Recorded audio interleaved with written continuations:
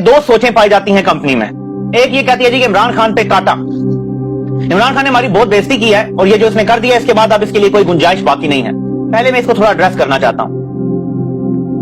75 साल से तुम कौम की बजा रहे हो, एक बंदे के खिलाफ साजिश करके तुम उसकी हुकूमत गिराते हो, साजिश भी अमेरिका के साथ मिलकर करते हो और पाकिस्तान के बदतरीन डाकू वहां पे मुसल्लत करते हो और आगे से कोई बोले भी ना, सब काने हैं तुम्हारे। मेरा सवाल है, तुम लोग समझते क्या हो अपने आप को? ज्यादा से ज्यादा तुम क्या कर सकते हो? अरशद शरीफ को तुमने शहीद कर दिया, तुम्हारे बड़े से बड़े अफसर से ज्यादा अब उसकी इज्जत है पाकिस्तान में। मेरा चैलेंज है, पूरे पाकिस्तान में सर्वे करवा लो, रेफरेंडम करवा लो और अपने किसी भी अफसर का नाम रख दो अरशद शरीफ के साथ। अगर अरशद शरीफ को ज्यादा वोट ना मिले, अगले दिन मुझे फांसी लगा देना। यह है तुम लोगों की इज्जत और मकाम जो रह गया है। मैं हैरान होता हूं, ये अपने आप को समझते क्या है? पूरी कौम को तुमने गुर्बत, बेरोजगारी, ये जो हो रहा है, ये इन्होंने ये कारनामा खुद किया, इन्होंने ये जो पूरे मुल्क में लाइट गई हुई है यार, ये समझते क्या अपने आप को?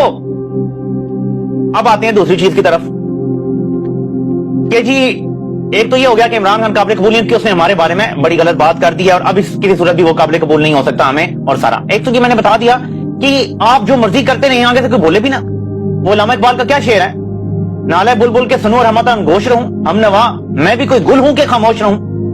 क्या भेड़ बकरियां हैं हम? क्या समझ लिया हमें? एक तो ये चीज बड़ी इंपॉर्टेंट कि ये अपने दिमागों में डाल लें कि किसी सूरत अवाम खामोश नहीं बैठेगी। और ये नहीं कि तुम जुल्म करते जाओगे डंडा उठा के और हम कहेंगे बस ठीक है बोलना नहीं है। मतलब तुम मार्शल लॉ लगाओ और हम बोले ना, तुम अवाम पे जुल्म करो, आइन मुअत्तल कर दो, तबाही ले आओ पाकिस्तान की, दिवालिया कर दो पाकिस्तान को, बोले भी ना भाई हमारा मुल्क है, हमारा घर है, ये हमारे घर में कोई घुसेगा वो फिर कोई अपना ही होगा, हम उसको सीधा करके रख देंगे। कुरान में अल्लाह पाक इरशाद फरमाते हैं कि मोमिनों की जब दो जमातें आपस में लड़ पड़े, अब ये मोमिनों की जमातें हैं, एक आम अवाम है और एक कंपनी सरकार है। मोमिनों की जब दो जमातें आपस में लड़ पड़े तो जो जमात ज्यादती कर रही हो उसके साथ लड़ो, जंग करो उसके साथ, यहां तक कि वो ज्यादती से बाज आ जाएं और इसके बाद दोनों में आसान तरीके से सुलह करवा दो। ये कुरान में लिखा हुआ है। हाफिज साहब आपको बता रहा हूं, आपको पता होगा अगर आपने तर्जुमे से कभी कुरान पढ़ने की कोशिश की है तो इस टाइम कंपनी सरकार के नीचे जो लोग हैं, हम उनकी बातें, जो ऊपर लोग बैठे हैं, हम सबकी बात करें, इफेक्ट सबको हो रहा है।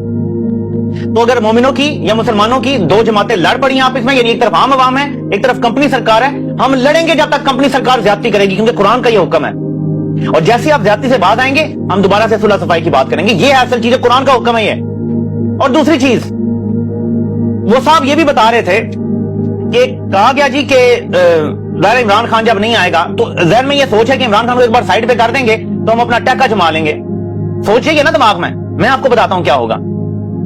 जिन कोड़ मगज छोटे दिमागों को ये लगता है कि वो इमरान खान को जब साइड पे कर देंगे, रेड लाइन लगा देंगे, इमरान खान पे झूठे केस में उसे सजा दिलवा देंगे, जो कि पक्का फैसला इन्होंने किया हुआ है, इनको ये लगता है कि अवाम में इनकी इज्जत बहाल हो जाएगी।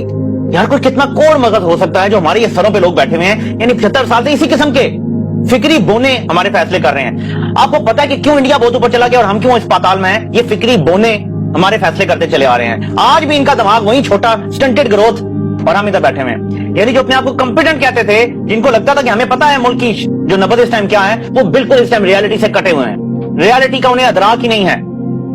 एक तरीका है, मैं बार बार बता रहा हूं, मैं चीख रहा हूं बार बार, मुल्क का दर्द रखता हूं इसलिए चीख रहा हूं। एक तरीका है सिर्फ अवाम में अपनी इज्जत बहाल करने का। मैं ये वाजे कर दूं, मैं कोई भी कसम उठाने के लिए तैयार हूं। अगर आप लोगों ने, और ये किसी की फेवर के लिए नहीं, मैं आपको जेन्युइनली, मेरा अल्लाह गवाह है, मैं जेन्युइनली आपको पाकिस्तान के लिए परेशान होते हुए बता रहा हूं। जिस तरह का आपका सारा प्लान अवाम को ऑलरेडी पता चल गया, ये कोई अब छुपा हुआ ऑपरेशन नहीं है। अगर इमरान खान को आप अपने प्लान के मुताबिक नायल करते हैं या जेल डालते हैं, नफरत ऐसी पैदा करेंगे आप अवाम के दिल में जो आगे नस्लों तक जाएगी। ये जो नस्ल अभी 15, 16, 17 साल की है ना, मैं आपको आज बता रहा हूं, ये ऐसी नफरत करेंगे कि आपसे संभाली नहीं जाएगी। आपसे छोटी मोटी तंजीमें नहीं संभाली जाती थी, ये पूरे मुल्क में नफरत फैलेगी। एक तरीका इस आग को रोकने का, एक तरीका, आपको पीछे हटना पड़ेगा, आपको मुट्ठी खोलनी पड़ेगी और एक शफाफ इलेक्शन इस मुल्क को देना पड़ेगा। ये हक है 22 करोड़ लोगों का कि वो शफाफ इलेक्शन में वोट डालें और जिसको वो चुने वो आए। आपने जिसको खड़ा करना है। मैं यहां एक चैलेंज भी करता हूं कंपनी को। नवाज शरीफ कह रहा है ना पिछले 2 साल से level playing field, Nawaz Sharif को भी ले आए, ठीक है। और मैं ये कहता हूं कि जो सदियों का बेटा है, डर्टी हैरी है, और इवन आफत साहब भी अगर चाहते हैं, मुझे भी पता नहीं है उनकी सोच क्या है, नवाज शरीफ जब जलसे में जाए ना, दाएं बाएं उसके खड़े हो जाए और कहें जी कि हमारी पूरी सपोर्ट इसके साथ है, लेकिन एक शफाफ इलेक्शन करवा दें। इसके बाद छठी का दूध याद आ जाएगा सबको और यह भी पता चल जाएगा कि 2018 में जो कहते हैं ना कि इमरान खान को फौज लेकर आई थी, फिर पता चल जाएगा कि कुछ नवाज शरीफ को ला सकता है या बिलावल को ला सकता है या नहीं, लेकिन शफाफ इलेक्शन एक करवा दें। ایک شفاف الیکشن کروا دیں, آپ کو پتا چل جائے گا کہ عمران خان کی پاپولرٹی عوام میں ہے. اس کو کسی فوج کے لانے کی ضرورت نہیں ہے, اس کو کسی RTS سسٹم کی ضرورت نہیں ہے. وہ اسی لیے کہہ رہا تھا کہ الیکٹرانک ووٹنگ مشین لے آؤ تاکہ کسی دھاندلی کا چانس نہ ہو. جیسے ووٹ مکمل ہو کیلکولیٹر کی طرح سامنے آ جائے گا ٹوٹل کتنے ووٹ پڑے ہیں, کس کو کتنے پڑے ہیں. آپ لوگوں نے وہ روکا تاکہ آپ یہ دھاندلی کر سکیں. تو ہم لوگ تو آپ کو بتا رہے ہیں ایک طریقہ ہے, شفاف الیکشن کے بعد جو جیت کے آئے گا وہ قبول کرے گا, جو نہیں جیتے گا وہ بھی قبول کرے گا اگر شفاف ہوگا. اور اس کے بعد عوام میں آپ کی عزت بھی بحال ہونا شروع ہو جائے گی جب سب یہ کہیں گے کہ واقعی شفاف الیکشن ہو گئے. کیونکہ سب جانتے ہیں کہ 5 سے 6 جرنیل اس ملک کے فیصلے کرتے ہیں, سب کو پتا ہے.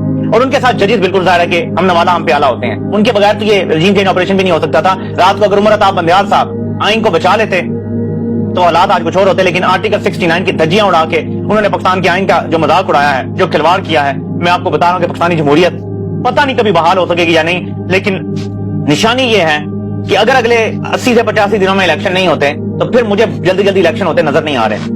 اگر پنجاب اور KP میں الیکشن نہیں ہوتے اپنے ٹائم سے تو مجھے کم از کم اگلے سال 2 سال الیکشن ہوتے نظر نہیں آ رہے. اور اسی لیے عمران خان نے کہا جی کہ نکلو باہر.